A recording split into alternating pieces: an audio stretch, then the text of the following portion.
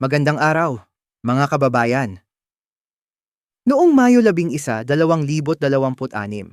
umugong ang buong Senado matapos ang isang biglaang pagbabago sa liderato. Nagsimula ang lahat ng sabihin ni Senator Alan Peter Cayetano na mayroon ng sapat na boto para sa leadership change sa Senado. Senator Alan Cayetano is recognized. Mr. President, first and foremost, I'd like to thank God for the opportunity to serve with all of you. And it's a distinct privilege to serve with the Senate President. You've always been a statesman, at least to me. And I believe even in the bills that we disagree. And when I was majority leader, you were minority leader. When you were minority leader, when you were the majority leader, I was the minority leader. I had the privilege to work with you when you were Senate President and I was Speaker. We disagreed, but we found a way to disagree in private and then work together for the country. So I really admire your statement yesterday saying that you serve at the pleasure of the body. So may I manifest and that there are now at least 13 members of the Senate who wish to have a leadership change, and that Senator Bato de la Rosa is in the building and will be here in a minute. So may I kindly inform and apologize to the Senate President that for security reasons, I could not go up to you earlier to ask you and tell you this, but had to inform you this way. But I give you all my respect and ask for an orderly transition in accordance with our rule, Mr. President. Thank you.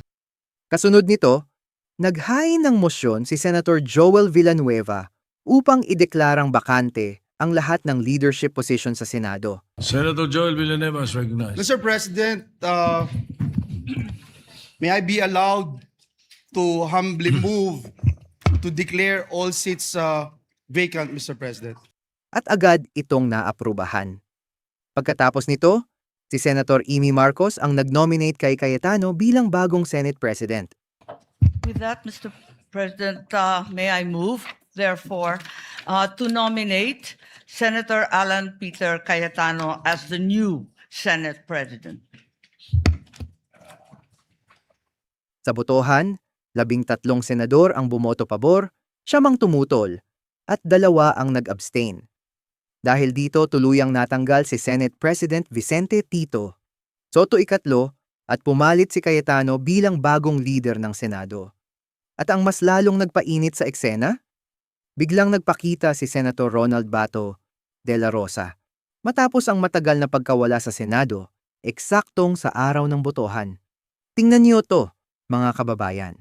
Habang abala ang kampo ni Soto sa pag-aakalang kontrolado pa nila ang Senado, unti-unti na palang nabubuo ang suporta para sa leadership change. At mukhang hindi nila nakita ang paparating na political tsunami. Si Tito Soto, matagal nang nakaupo sa Senado. Pero tanungin natin, ano bang tunay na malaking pagbabago ang naramdaman ng tao sa ilalim ng liderato niya? Habang lumalala ang problema ng bansa, tila mas naging tahimik at mahina ang Senado sa ilalim ng kanyang pamumuno. At ito pa, si Panfilo Lacson. Isa sa pinakamalakas magsalita pagdating sa disiplina at anti-corruption image, pero noong hawak niya ang Blue Ribbon Investigations, maraming Pilipino ang nadismaya. Yung flood control scandal na bilyon-bilyon ang usapan? Hanggang ngayon, maraming tanong ang walang sagot. Walang malinaw na mastermind na napanagot. Walang malalaking pangalan na tuluyang nalaglag. Kaya tuloy marami ang nagtatanong, may pinoprotektahan ba? Bakit parang hanggang hearing lang, pero walang tunay na resulta? Sa totoo lang, maraming netizens ngayon ang nagsasabing kaya bumagsak si Soto dahil nawala na rin ng tiwala ang ilang senador sa klase ng liderato nila ni Lacson. Puro image, puro speeches, pero kulang sa konkretong aksyon.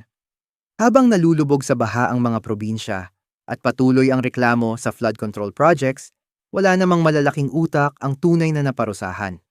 Kaya para sa iba, hindi nakakagulat na nagkaroon ng pag-aalsa sa loob mismo ng Senado. There being none, motion is approved. Senator Lacson is recognized. Thank you, Mr. President. I move to nominate Senator Vicente Soto III to the position of Senate President. I so move, Mr. President. Is there any objection?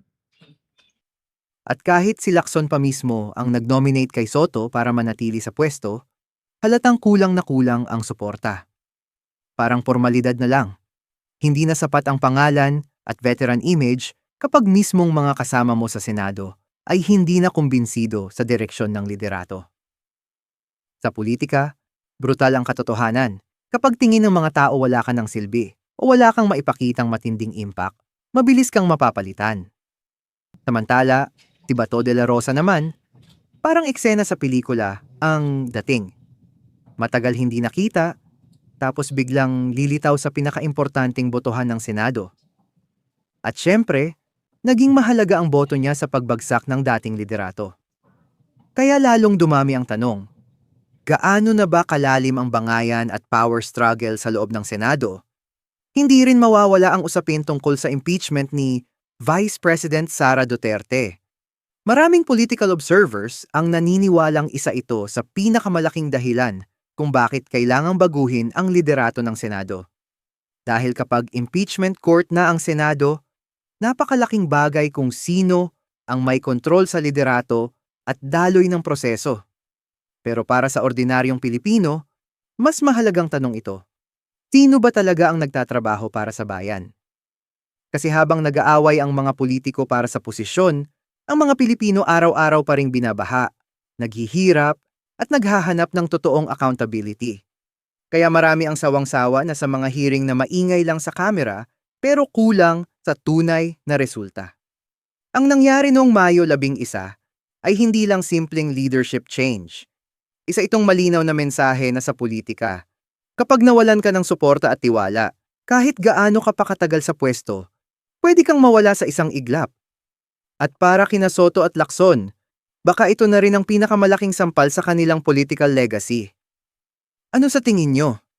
Tama lang ba ang nangyaring pagpapatalsik kay Soto? O may mas malalim pang dahilan? Comment down below, like, share, at subscribe para sa mas marami pang political commentary at updates. Maraming salamat sa panonood. This is Public Matters PH. Hanggang sa susunod, Pilipinas.